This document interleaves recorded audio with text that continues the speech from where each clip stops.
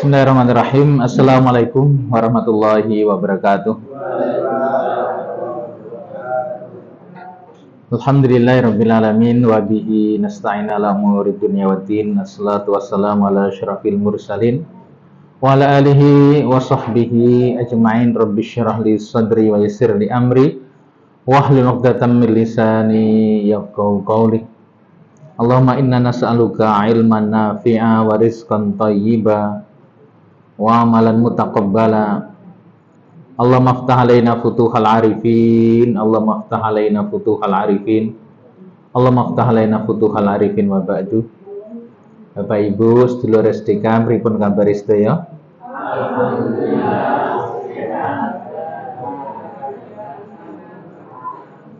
Alhamdulillah sehat, bahagia, berkah berlimpah. Alhamdulillah.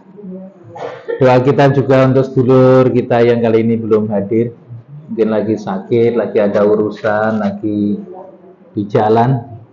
Semuanya tetap dalam lindungan Allah Subhanahu wa taala. Amin ya rabbal alamin. Juga tidak lupa kita ikut mendoakan sedulur-sedulur kita kaum muslimin di Palestina dan sekitarnya yang terus berupaya untuk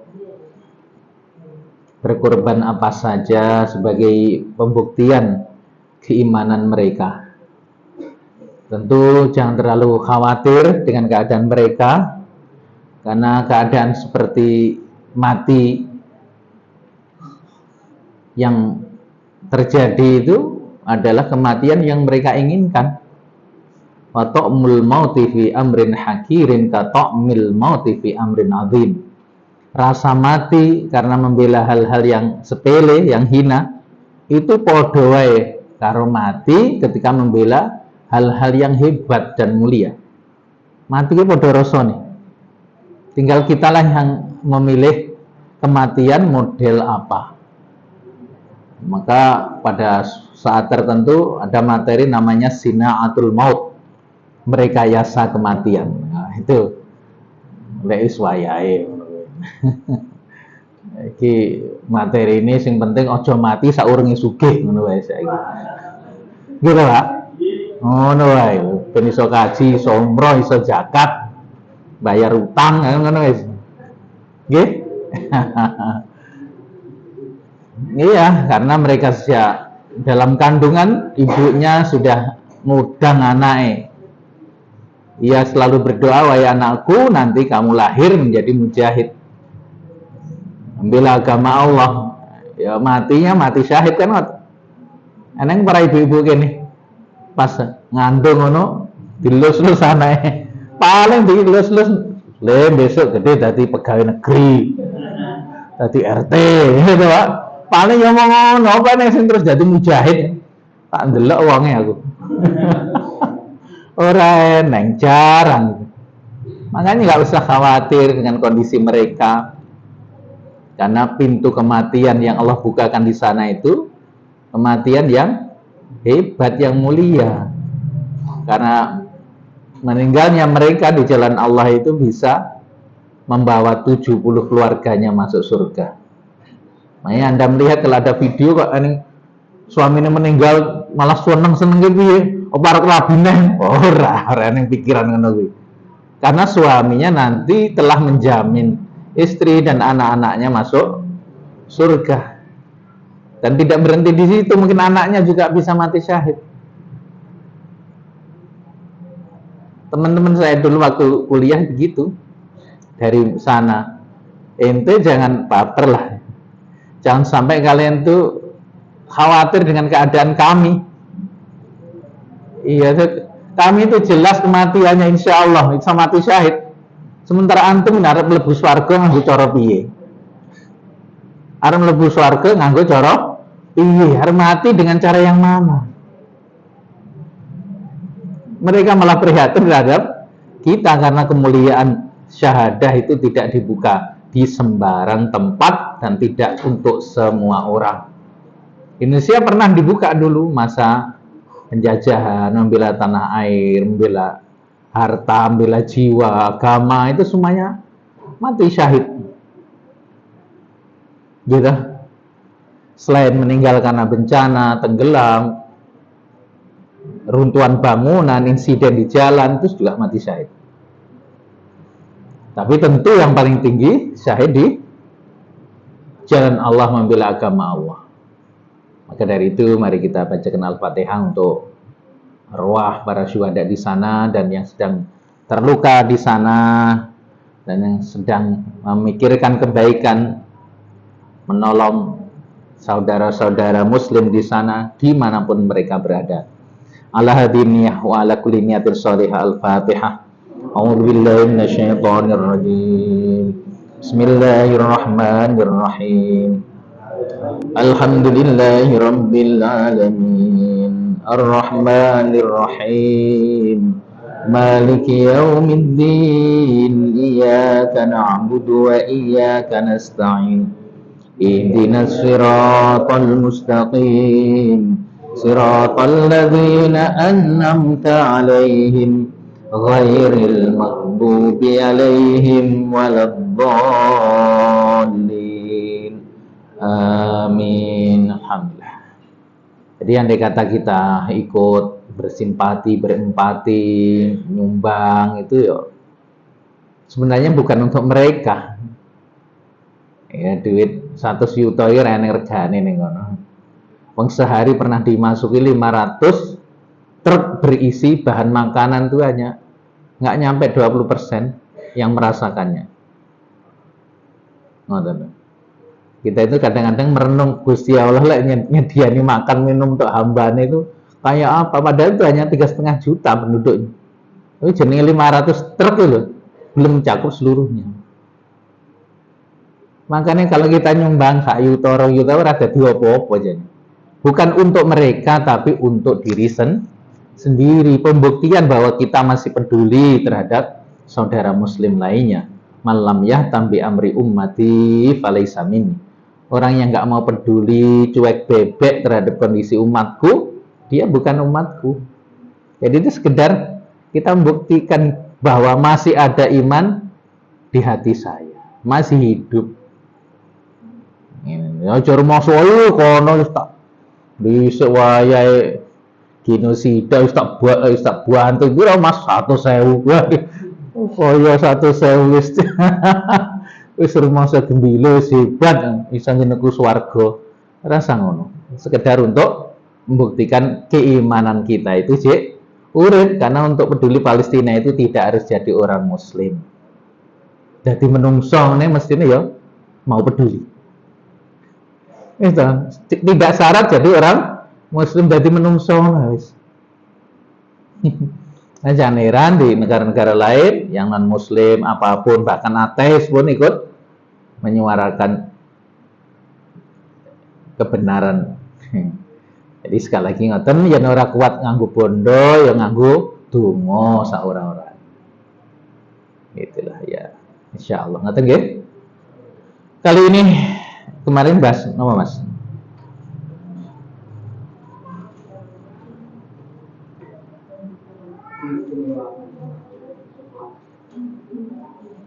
Oh. Nggih. Kuwi apa judulnya? Mosok ngono. Oh ya, ya. Nggih, tentang bagaimana ketika kita punya masalah sehebat apapun, keinginan semulia apapun, ada cara. Jangan mengandalkan kekuatan diri, bahkan jangan mengandalkan doa-doa diri kita, apalagi amal-amal kita. Tapi iya, tapi ingat ada cara-cara lain yang memudahkan semua urusan kita, seperti ketika mobil itu gembos, ya angkat nganggo tangannya ya abot, tapi ada dongkraknya. Walaupun tetap nanti tangan itu bekerja, akan tetapi sesuatu yang nampak berat itu jadi ringan. Hal-hal yang perlu kita lakukan adalah apa? kita mesti memiliki amal-amal soleh yang istimewa. Ya, amal yang pribadi yang berhubungan diri kita dengan Allah, atau amal soleh yang kita berhubungan dengan sesama manusia. Atau ya, ketemu orang-orang yang istimewa. Mari kita bahas secara khusus. Innamatun soruna wa turzaquna bi du'afaikum. Sesungguhnya kalian itu diberi kemenangan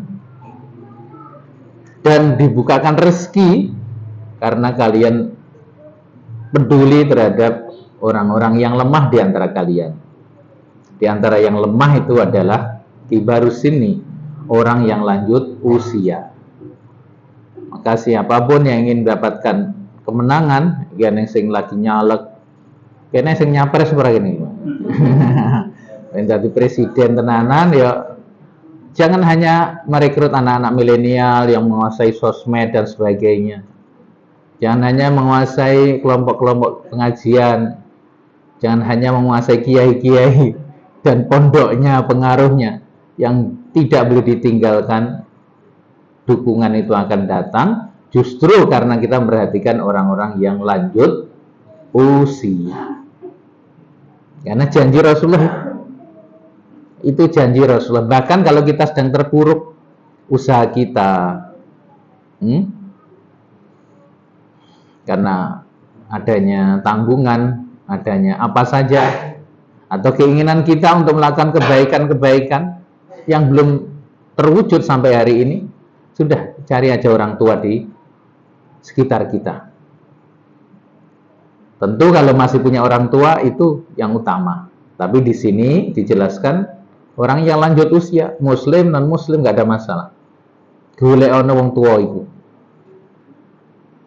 Bahkan ketika orang tua itu tidak mampu mengenali diri kita, itu lebih hebat, lebih ikhlas. Makanya jangan bisa merasakan yang dulu pernah sukses, cik ketunggan wong tua, dan Anda baik-baik pada mereka. Tapi kini ketika orang tua sudah tidak ada, cari orang yang tua. Neng kene neng berapa tua ini? Orang ini kabeh aku nih nom. Jana ya. Aku barangnya rumasannya bahaya wis tua ya ora nom. Gitu Pak. Pokoknya itu PR golek wong tua. Baik-baiki dengan apa yang kita bisa. Iso mijet ono. Iso ngasih apa iki duit, kasih uang dia, jak ngopi, jak opo. Oh, tenang. Sesekali jak potong rambut. Gitu. Nang potong rambut nggak usah ke barbershop. Karena gara-gara beda jeneng regane beda. Jadi begitu ya, itu PR. Dan saya berharap dengan membuktikan ilmu ini. Saya sendiri udah berkali-kali dan akan terus begitu memang. Golek ono wong sepuh atau orang lain yang nggak berdaya, orang-orang yang memiliki kebutuhan, orang-orang yang memiliki kemampuan khusus, yang menurut masyarakat mungkin cacat apa gitu. Senangkan mereka, bantu mereka semampu kita. Mungkin bagi orang lain legan golek momongan, kita nggak ada beban kok tiba-tiba nyari masalah. Dikiranya kalau orang tua itu jadi masalah, jadi beban. Tidak. Keberkahan hidup kita, kelancaran rezeki kita, kesuksesan kita itu ada di situ. Di situ itu, di orang tua itu. Nah, nggih. Kali ini materi kita tentang puzzle kehidupan. Manusia ini hidup dengan kisah yang sudah selesai. Fi kitab bin qabli an nabraha. Apa itu ditulis dalam kitab, ya, kitab induk semesta sebelum kesuma terjadi. 70.000 tahun sebelum ada langit dan bumi, kisah kita itu sudah selesai. Rufiatil aqlam wa jaffatis suhuf dari Kanjeng Nabi. Pena takdir dia diangkat, tinta sudah kering. Jadi kejadian kita ini sampai Rasulullah menjelaskan kalian semua telah diketahui mana yang masuk surga, mana yang masuk neraka. Sudah diketahui oleh siapa? Oleh Allah. Kita nggak tahu. Sejatinya perjalanan hidup kita itu sudah selesai. Ngatakan? Sudah selesai. Skenarionya sudah selesai. Tinggal kita ini ya menjalani apa yang sudah tertulis itu. Walaupun nanti ada hak manusia dengan doanya misalnya. Karena doa-doanya bisa merubah apa yang menjadi ketetapan Allah. Tentu setelah dapat izin dari Allah. Yang Allah raiso ngubah tulisan takdirnya, ya Allah lemah. Nyata niku. Wes, itu masalah tauhid ya. Jadi karena kisah hidup kita itu sudah selesai sebenarnya, maka kehidupan kita itu kayak wujud pemandangan yang indah. Tapi berupa potongan-potongan kayak puzzle nih kan, kertas sih puzzle nih kan. Potongan-potongan pemain gambar masjid nih, ini potongan dewi, ini tiangnya, ini apa nih. Jadi terpisah-pisah. Sebagaimana perjalanan hidup kita itu kayaknya potongan kan gitu.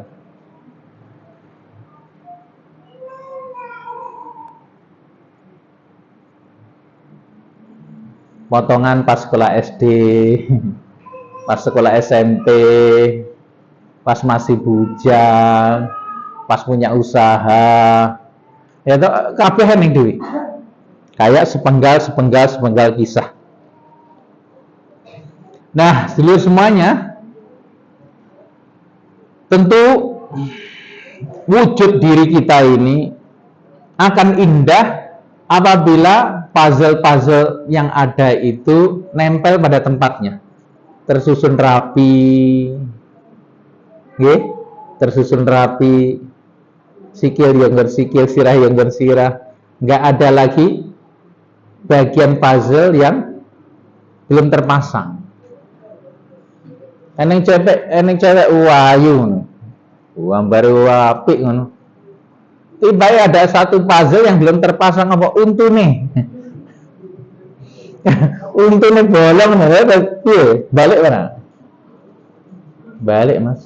Saya itu pernah nganter adiknya murid saya lamaran tuh dari Malang ke arah Madiun situ. Ini sangen-sangen cocok, fotonya cocok. Alah, dilalah cari wong Jawa. Kok dadak meringis ta cewek iki? Untune ilang ning ngarep iki. Ya Allah. Wes pun Pak Yai mundur. Astagfirullah, ngono ya ra ndek cara bocah iki apa diganjeli gabus sik lho piye. Lihat dah, sesuatu yang sudah indah itu goro-goro, iya toh? Satu hal aja hilang keindahannya. Begitu pula tentang hidup kita itu merasa ibadah ya wis lumayan lah timbangane wingi uni. Usaha ya wis running well gitu sapi. Keluarga wis rukun-rukun wis mulai tumoto, tapi kok rasane eneng sing ora enak ya apa to Jan? Ada kondisi yang kadang-kadang kita itu resah tanpa sebab. Ketika dulu saya nekuni ilmu ruqyah, wah ngono itu mesti ana demite. Tibake ora mesti ngono kuwi. Wong Nabi juga merasakan, orang-orang suci merasakan itu. Tibanya itu ya memang eneng puzzle yang belum nempel pada tempatnya. Akhirnya wujud diri kita itu nggak sempurna sampai perjalanan kita hari ini. Apa puzzle yang belum nempel pada tempatnya? Ada peristiwa-peristiwa yang telah berlalu yang kita itu belum mampu dan belum mau menerimanya sampai hari ini. Kowe cek gelo, kowe cek getun, kowe cek nesu. Seakan-akan peristiwa yang pernah terjadi dalam hidup kita yang kemarin itu yang mungkin membuat kamu bangkrut, membuat kamu malu, membuat kamu itu marah, bikin kamu itu cemburu, sakit hati, dan yang lainnya. Anda ingin membuang itu semuanya. Anda nggak mau menerima kasunyatan yang sudah betul-betul terjadi. Aku nggak mau yang itu. Aku nggak mau yang itu. Itulah puzzle yang menyebabkan wujud kita nggak sempurna. Selama kita itu masih berusaha menolak sesuatu yang telah terjadi, mungkin peristiwa itu merendahkan kita, menghinakan kita, menyakitkan kita, merugikan kita, membuat kita amarah, membuat kita dendam, maka selama itu pula wujud diri kita itu akan bopeng, nggak sempurna. Itulah sebab kesedihan yang kadang-kadang muncul tiba-tiba. Nah, saiki monggo ditanglet nih. Mas Fajar yang warang nih, Mas. Ada ya? Pak wonten, Pak. Mas Saris. Ora nek, wah, sekti ya, Pakmu. Tak takutnya bojone. Ada? Pak. Wonten nggih? Bu, wonten, Bu. Wadah beneran.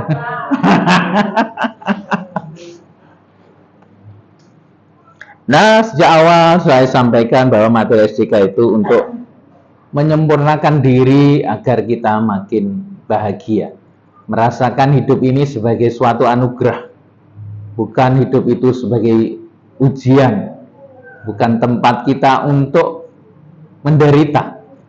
Di sini kita mesti masuk ke dalam surganya Allah dulu, di dunia hasanah, agar fil akhirati hasanah. Rasakan surga dulu di dunia ini, rasakan hidangan Allah, rasakanlah jamuan Allah, rasakanlah nikmat-nikmat yang Allah berikan kepada kita ini, hingga kita merasa hidup kita ini layaknya di surga, penuh kesyukuran, penuh bahagia. Dan itulah doa kita setiap hari, Rabbana atina fid dunya hasanah. Jangan menganggarkan kesedihan. Kita hidup bukan untuk sedih, tapi untuk mendapat hasanah. Maka dari itu materi ini menjadi penting sebagai bahan evaluasi diri, ya, muhasabah diri. Ayo kita melihat masa lalu kita masing-masing.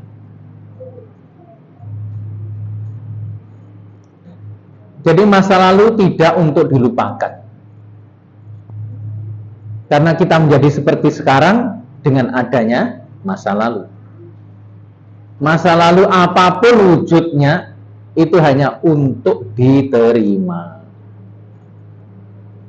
Terimalah itu bagian dari hidupmu. Selama kita masih memberontak, belum mau menerima, maka selama itu pula gejolak itu akan muncul tiba-tiba nanti. Wes toh kita itu mungkin pendosa, mungkin kita itu pernah berbuat salah seperti apa. Buktinya hari ini kita masih hidup. Zat yang memberi hak hidup kita itu masih beri kesempatan berarti. Kata Al-Ghazali, kenapa kamu bangun pagi-pagi dan kamu masih hidup?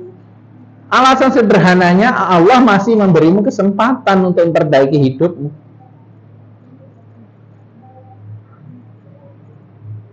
Karena kita ini dihidupkan di dunia ini untuk dibaikkan, untuk menjadi orang-orang yang baik, hamba-hamba Allah yang baik.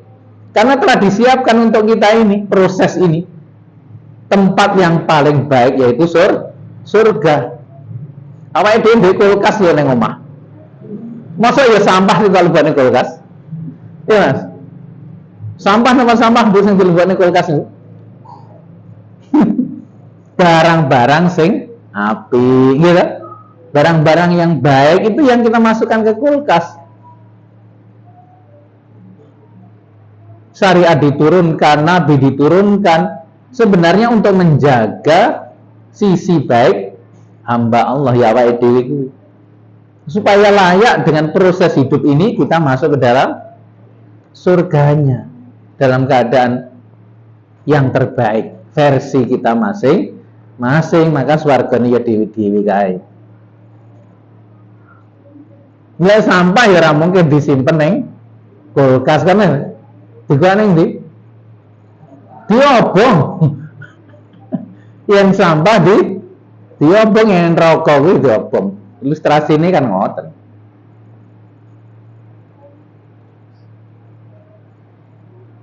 Nah, maka Bapak Ibu, masa lalu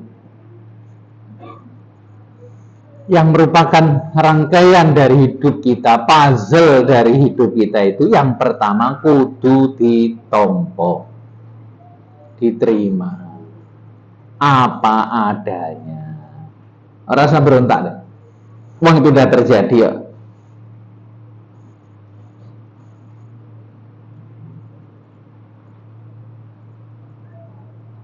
Aten nggih? Bisa terima nggih? Kudu. Ora kok terima ya tetap kedadian wisan. Diterima. Namun cara menerimanya ini yang harus benar. Sesuatu yang tidak baik yang pernah terjadi dalam hidup kita, mungkin kita belum memohon ampun kepada Allah. Ayo kita memohon ampun. Kalau perlu disolati dengan sholat taubat, sholat istighfar, sholatlah taubat, sholatlah istighfar. Kalau mungkin kesalahan itu perlu disedekahi, sodakoi. Iya, cara untungnya ngene iki. Monggo ndang dit. Just pokoke. Lek ora enak.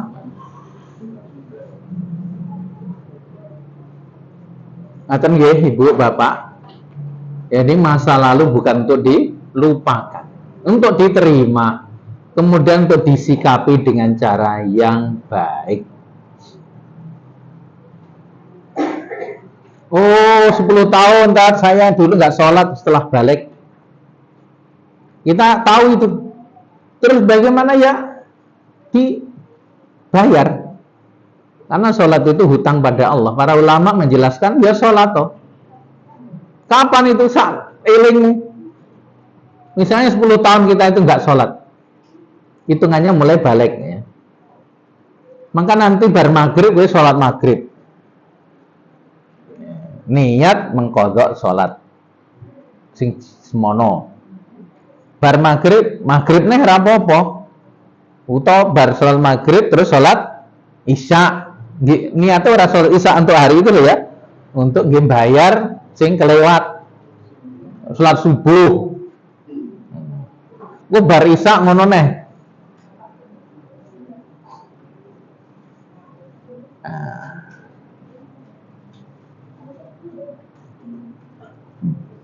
Kok hitung wae? Caranya begitu. Tidak harus pada waktunya. Sing penting jangan sholat di waktu yang terlarang. Bayar sholat duhur pas setelah isya rapopo. Wong jeneng bayar. Jangan sampai kita ini sholat tahajudnya sampai 20 rakaat, sholat duhanya 12 rakaat, tapi sholat wajibnya nggak dibayar. Iku kaya dene wong sholat tarawih 24 rakaat tapi sholat isya ora. Liru. Ini contoh ya, contoh masa lalu yang meninggalkan sholat.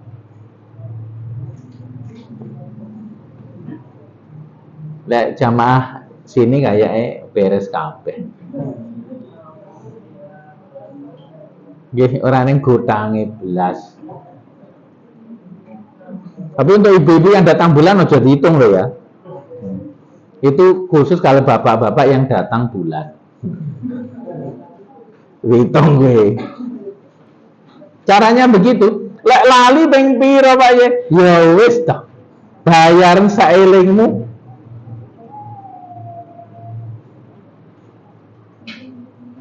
Sholat terus. Makanya kalau dihitung ya, coba. Saiki ki otak kalkulator.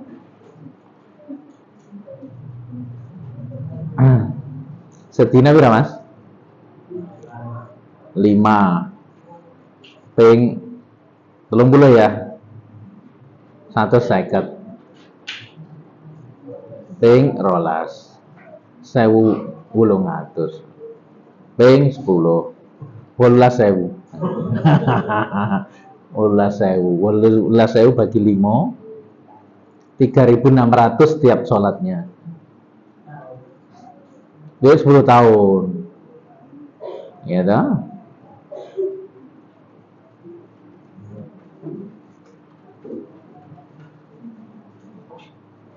Lek mung setan ya 300 kira iku mau.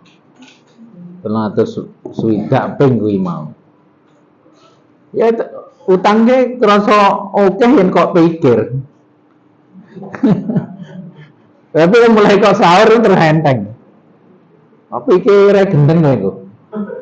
Kamen salat tak tinggal ora sah. Alon ujug-ujug tak dhewe.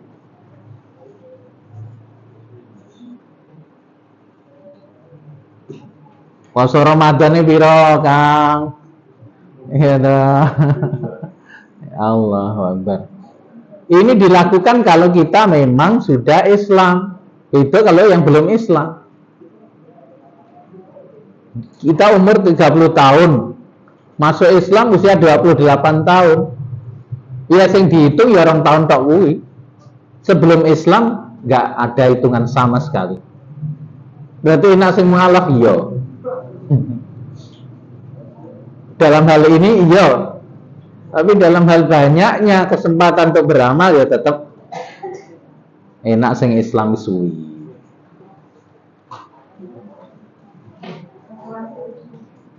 Pripun? Pun jelantar nang mboten iki. Ini masalah ibadah. Begitu pula masalah kejadian dalam hidup. Iya toh, dhisik preman gali ngono wis. Tapi Islam deh. Kurang jelas. Nah, iya awak ngadeg ning kono bengok. Nah, iki Mas Fajar ora aku. Ayo piye? Besok golekne salon apa ngono, silihne. Mas wis golekne ning isor. Ibu-ibu rada maju ngarep cek kosong malah. Nah senenge mundur. Maju mawon monggo. Nah sik telung sok iki.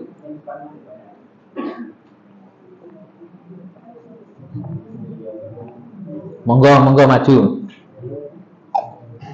Esok gawe salon aktif ngono kae lho malah. Ya rusak didol. Ayo tuku aja cek rencana wae. Aku SD kabar dilagi tuku wis. Rencana baik aja tunda. Apalagi untuk umat. Ngaten nggih.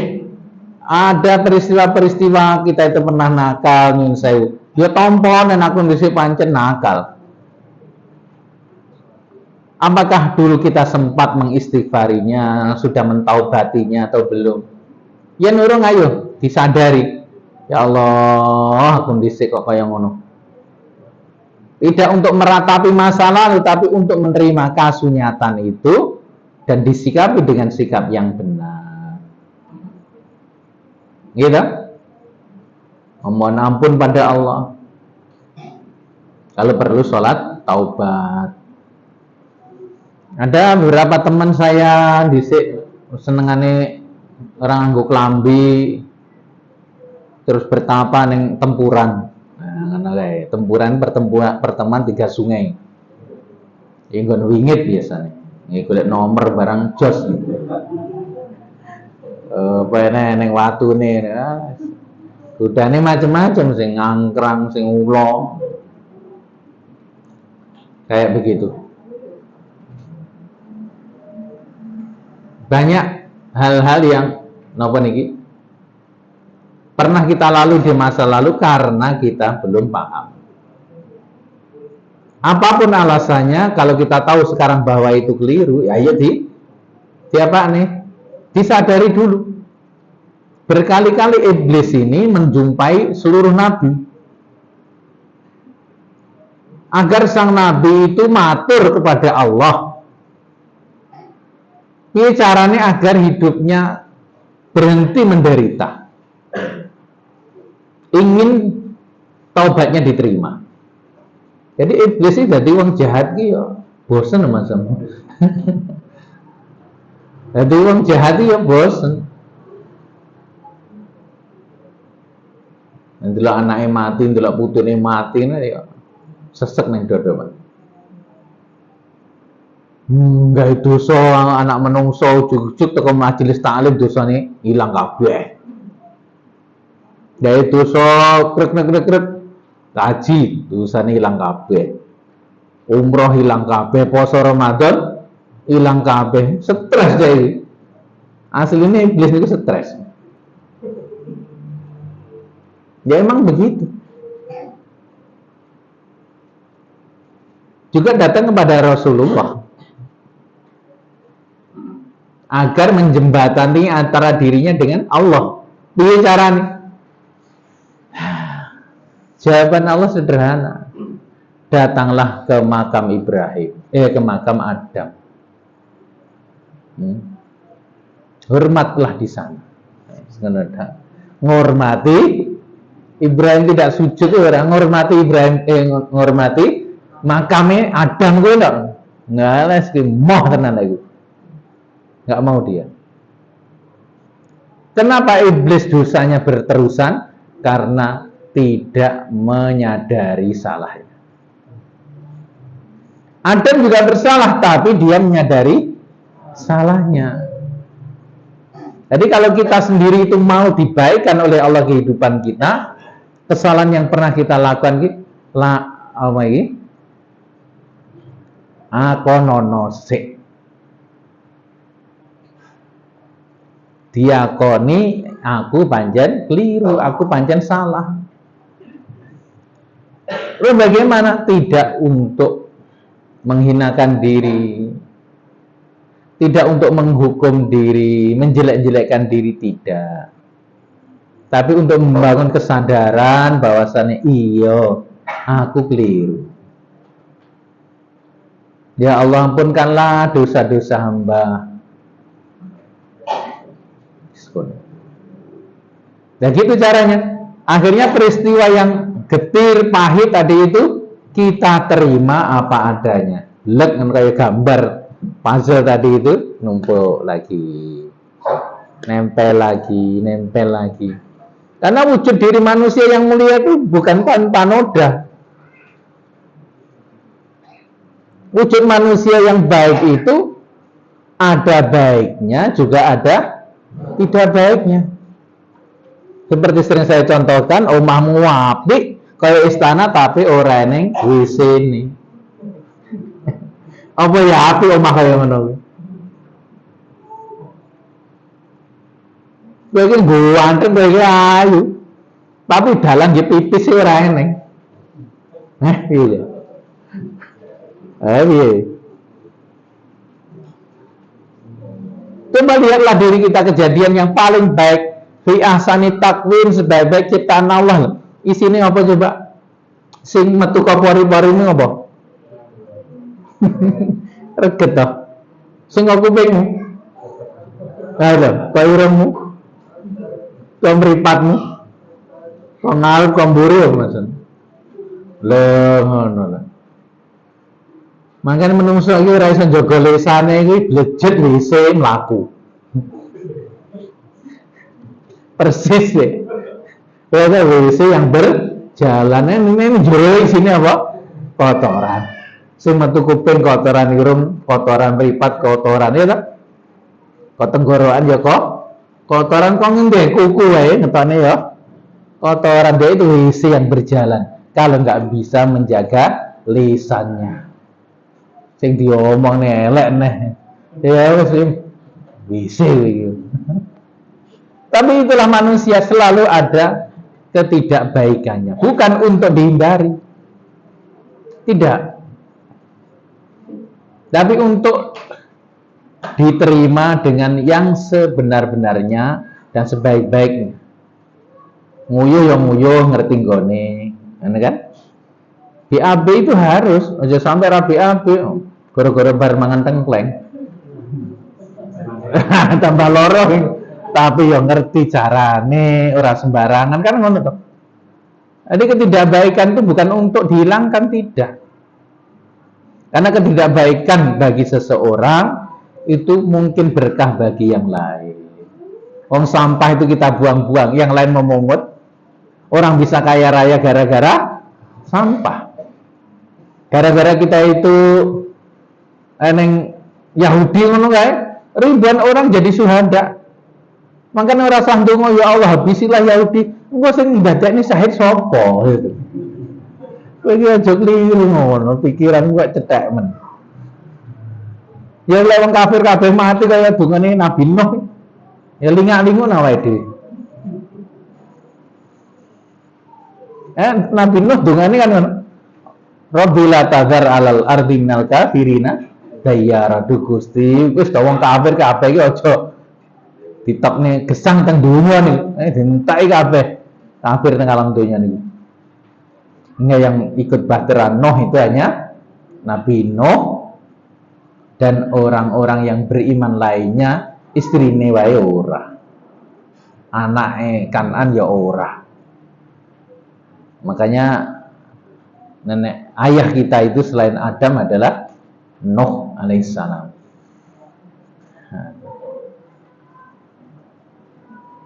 Ngaten nggih. Wis saiki kowe duwe utang akeh tomponan wis to.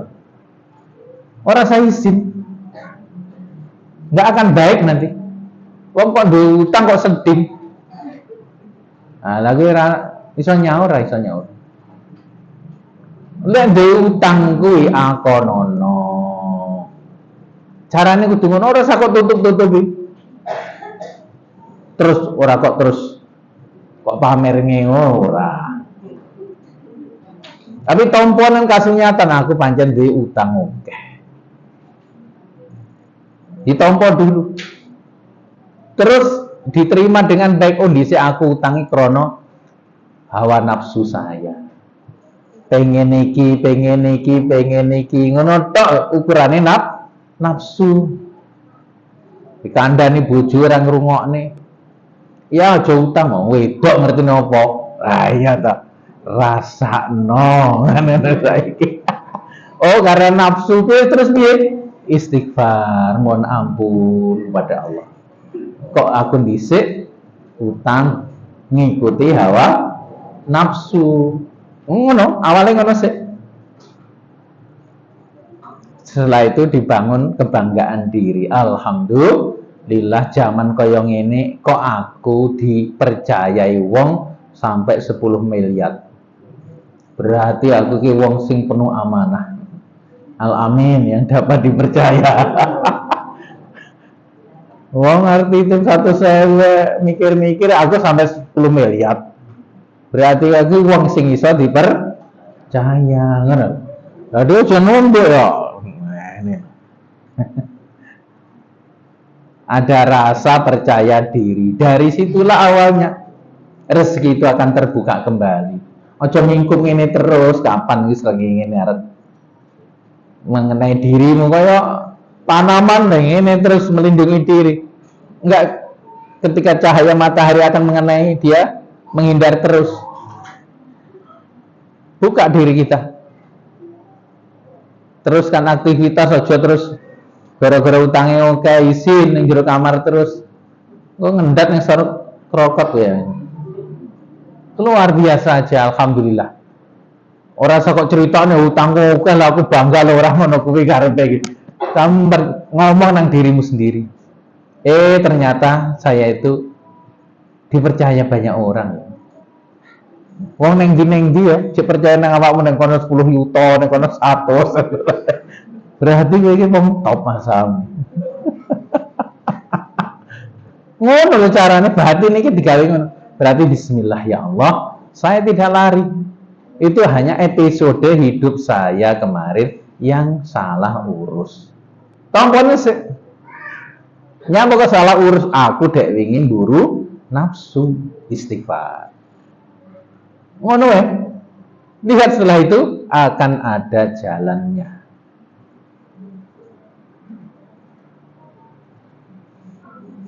Ngaten nggih. Ada pertanyaan?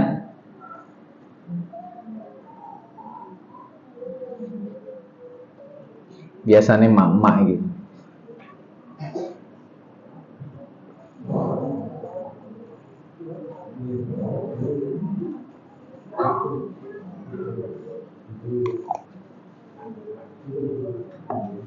Contohnya banyak orang tua yang setelah anak-anaknya besar, dia merasa berhutang asuhan pada mereka. Waktu mereka bertumbuh, tidak menyertainya, atau tidak cukup kasih sayang yang kita berikan kepada mereka. Akhirnya jadi anak-anak yang nampak berontak dan lain sebagainya. Ada yang seperti itu. Jangan menyalahkan anak-anak kita, cukup akui diri. Tak kalah anak-anak golden age usia 3 sampai 6 tahun dulu aku neng dia guys. Banyak orang tua itu berhutang asuhan pada anak-anak. Tapi jangan putus asa dengan doa-doa. Karena ada sesuatu yang lebih hebat dari apa yang kita lakukan sebagai orang tua. Sehebat apapun kita mendidik mereka, anak-anak itu. Apa itu? Doa. Gantilah dengan doa-doa. Kalau perlu ditirakati. Maca Al-Fatihah ping pira, maca sholawat ping pira nggih nirakati anake. Ana sing poso. Ya. Ana murid SDK ya aneh-aneh ya. Poso 40 dina. Ya ora apa-apa. Pengen poso ora oleh. Sing penting ya tetap sahur karo buka. Sing ora tuntunane kan ora sahur ora buka tapi 40 dina.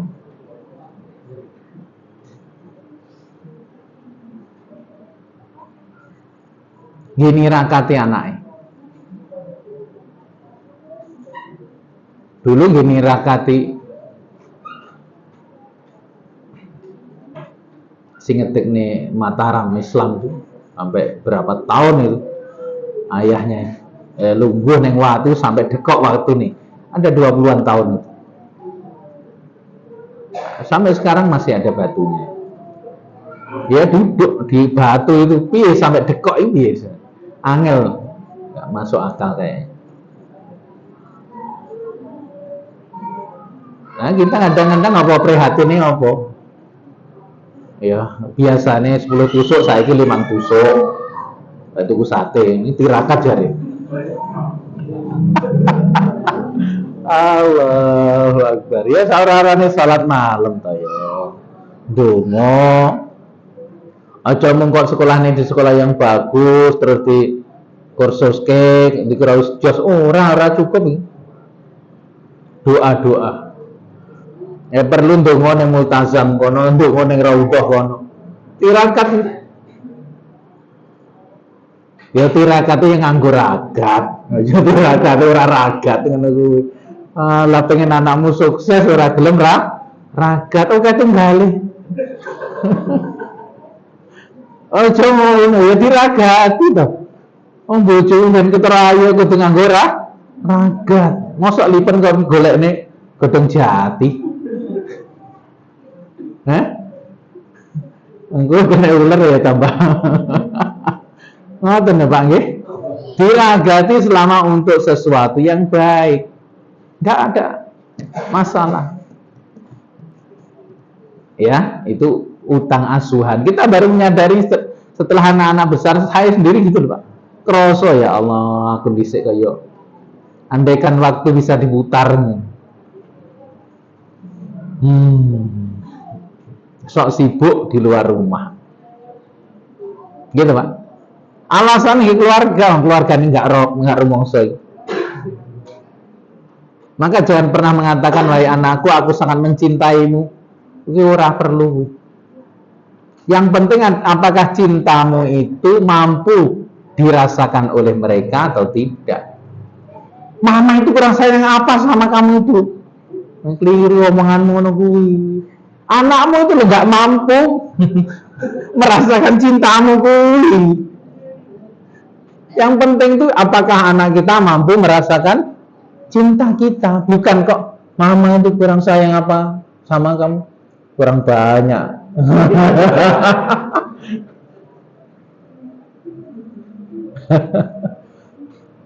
Ya tadi, kalaulah bukan karena doa-doa, anak-anak kita itu entah jadi apa. Banyak yang nggak sesuai dengan ilmu, pendidikan, perkembangan jiwa anak. Ya gitu loh kayak gue ya. Orang yang lulus belas awal itu. Tapi tujuh anakmu bisa hafal Quran terus gitu. Jadi orang-orang yang baik, hanya Allah yang menjaga mereka. Maka jangan putus asa. Kesalahan kita yang lalu ayo diperbaiki. Perbanyaklah doa yang perlu tirakat loh untuk anak-anak kita. Mau sholawat ya oleh, terserah. Perlu poso ya poso. Ngaten nggih? Cukup. Saya kira ada kurang lebihnya, maafkan saja iki orang yang sing takok iki berarti jenengan iki enggak punya masa lalu yang enggak baik. Puzzle wis nata kabeh apik. Wis lek wis. Wah, aku iri teng jenengan iki. Subhanallah. Ya, insya Allah semakin kita mampu menerima diri kita apa adanya, maka semakin kita bahagia. Mana gitu? Wallahu a'lam bishawab. Walafu minkum. Assalamualaikum warahmatullahi wabarakatuh.